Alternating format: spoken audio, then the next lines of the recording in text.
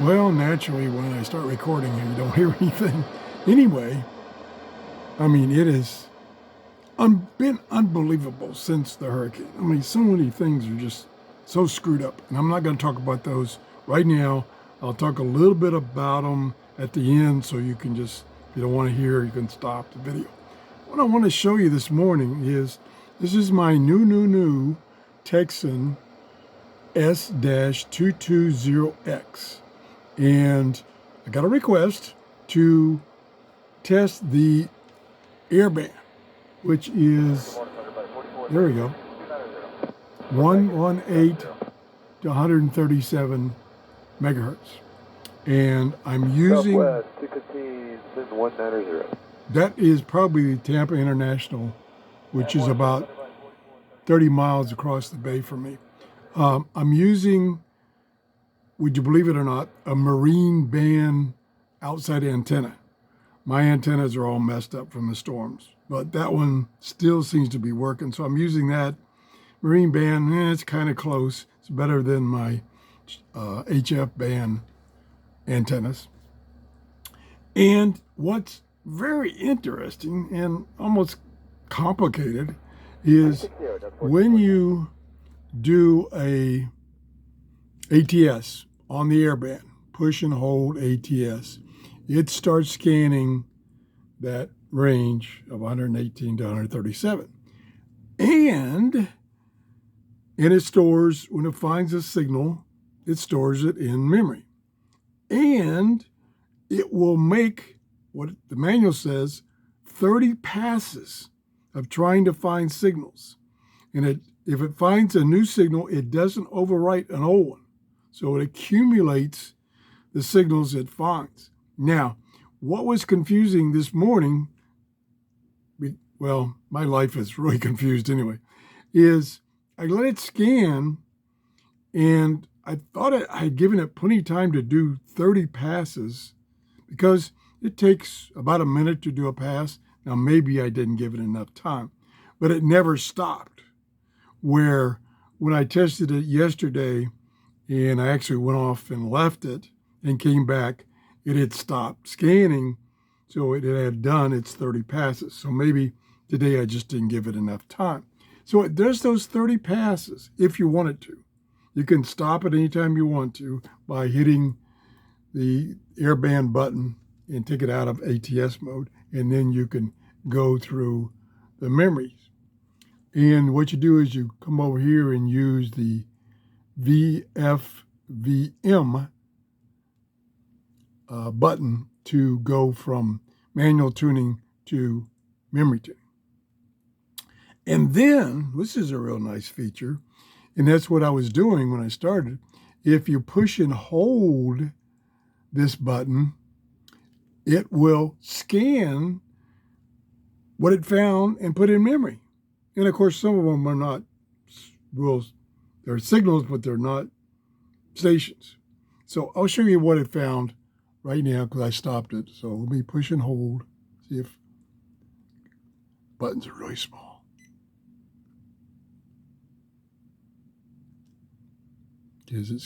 Yeah, it's great. So now it's scanning the presets. So let me turn the volume back up.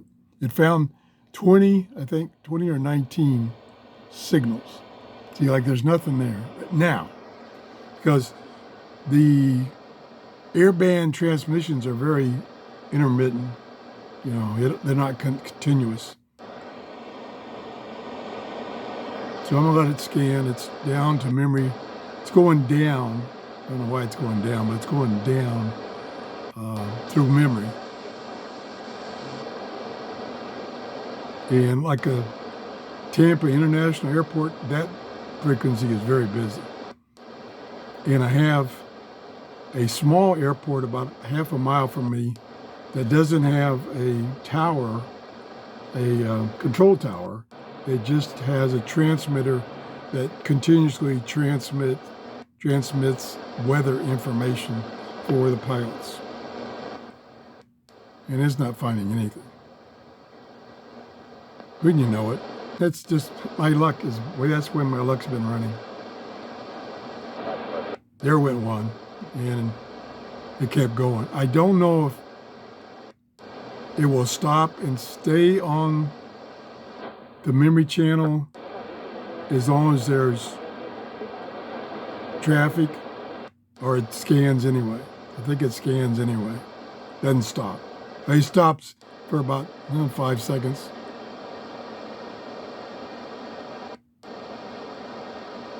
So there's not much in the way of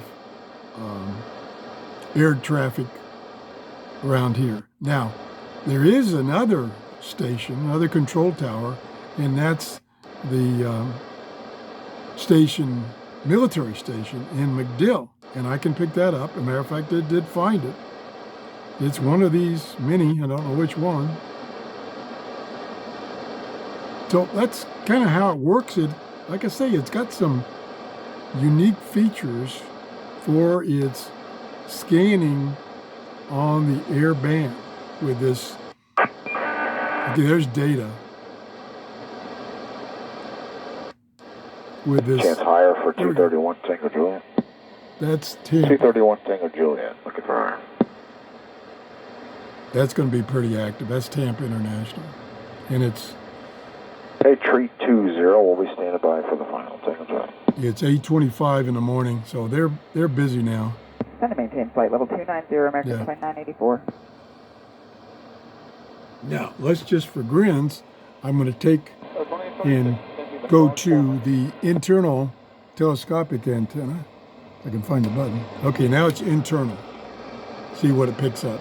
Because that's, I'll send you yeah, the 1 line east for non-receiver. that's a strong signal. So it can hear that 330 Southwest 481. loud and clear with the built-in telescopic antenna. Here comes. Okay, now, if you want to hear my sad story, or if you don't want to hear it, you can stop watching the video now, because I'm just going to babble for a few seconds or minutes. I can't believe all the things that have happened to me since the hurricane. Hurricane Milton came very close to us. I think we had a maximum burst of wind of like 85 miles an hour.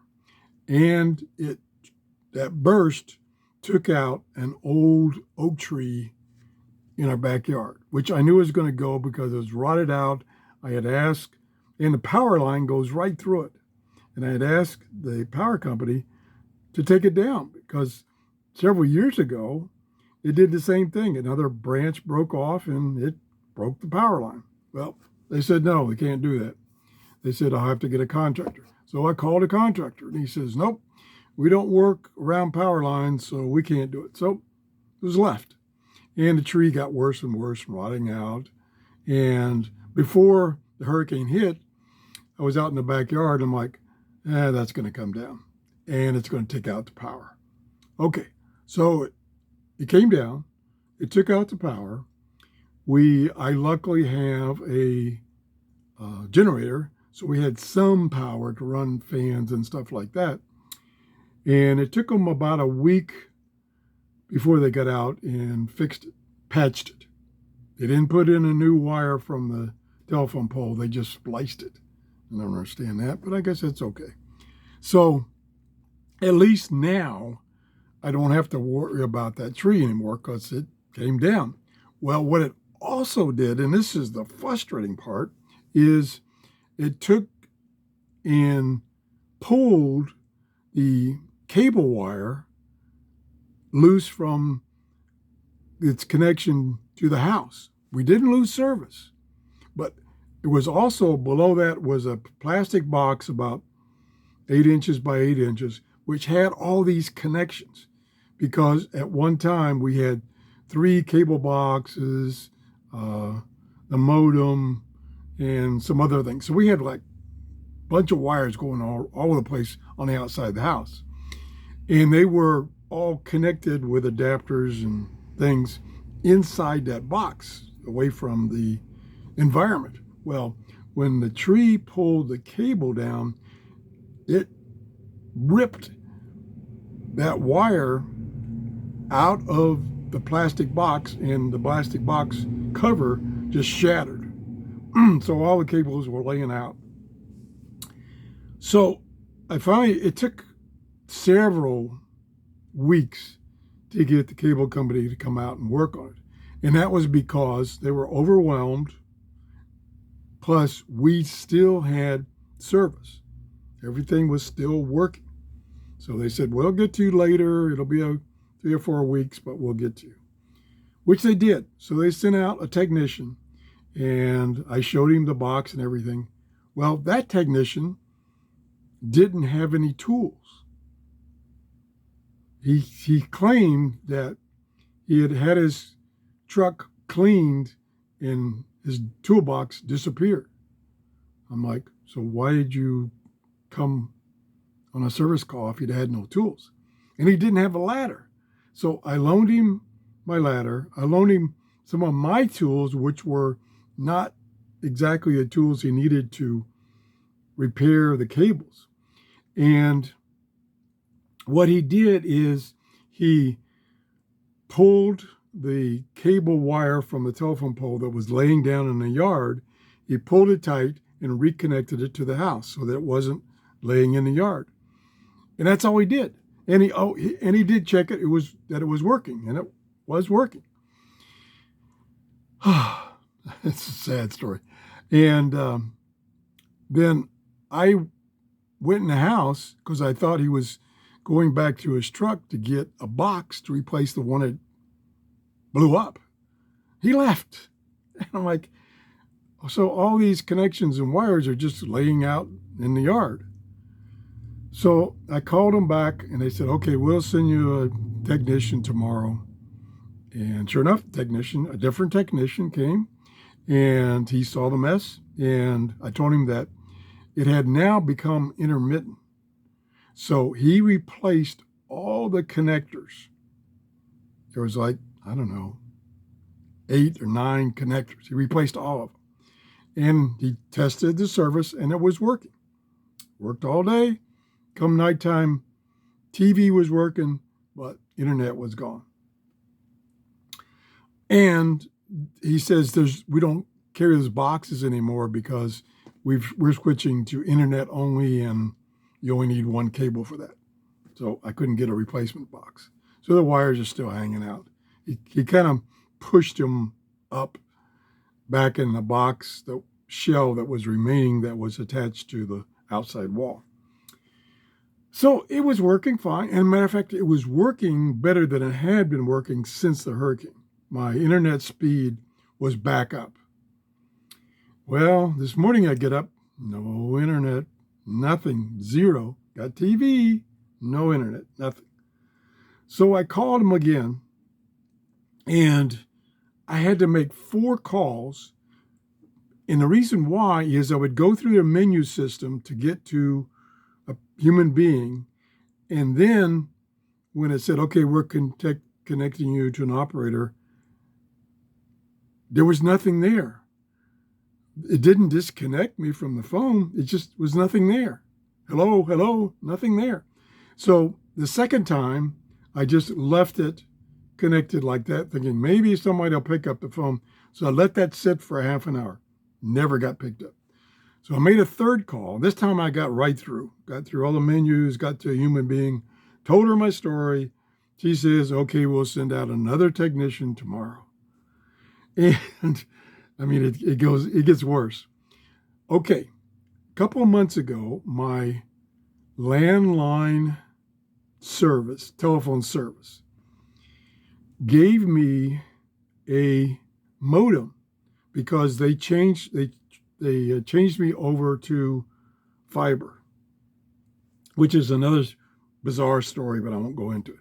So they gave me a modem, plus I had my phones. So I thought, okay, well, I'll use that, which I don't normally use, as my basic connection to the internet. Well, the one problem with that is my desktop computers don't have Wi-Fi. So what I attempted to do, because I wanted to get on that network, which is Wi-Fi only, that's my other service. So I had 3 cheap Wi-Fi adapters. I tried all 3 of them, and I could connect, but it was very intermittent. very intermittent. But yet, I had a laptop which has Wi-Fi built in, and it runs perfect, high speed, continuous, perfect on that other service. So I don't know what. So what I did this morning, like I say, those Wi-Fi adapters are cheap. I think I paid $17 for them, but they've been working for me fine on the cable TV router, not this phone router. So I went this morning and I ordered a name brand Wi-Fi adapter to get me back on the air on my desktop computers, which I use to upload my videos. Whew. I'm sorry about this. I'm just trying to vent a little bit and very frustrated. All right, I'm going to stop. Take pity on me. Oh my gosh. Anyway, if you like this show, please give me a thumbs up. What that does is supposedly it tells YouTube that people like this show, and so it puts my show into the shows that it shows if you just go on YouTube and you don't look at your subscriptions. So then you can find my show. So I get new subscribers. I finally passed the 17,000 subscribers about a month ago. So I got 17,000, still heading for 20,000. But the problem is, with all this problem with the internet and everything, and I've had health problems, I've not been keeping up with my YouTube videos. So I got a lot of catching up to do. I've got at least a half a dozen more radios from Jeff that he brought me 2 months ago. He brought me about 15. So I got to do those. I got to do some more with this radio, do some more with my new Ratty RF757. So I'm going to try to catch up. Thanks for watching and have a great day. Bye-bye.